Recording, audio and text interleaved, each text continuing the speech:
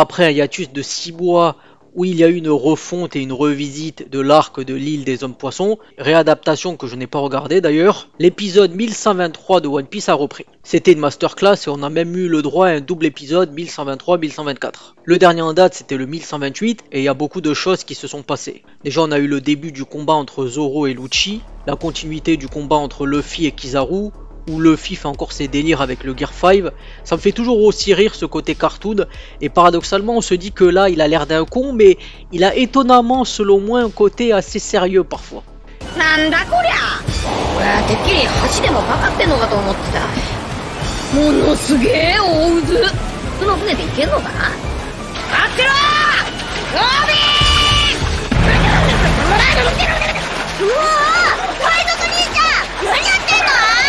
Et surtout ce qui s'est passé dans cet épisode, c'est la venue de Saint Saturne à Egghead. Comme il a dit lui-même, ça fait longtemps qu'il n'a pas vu la terre ferme, et on constate qu'il a une forme d'araignée, et c'est pas la première fois qu'on voit ce type de forme, hein, puisque c'était le cas avec Black Maria.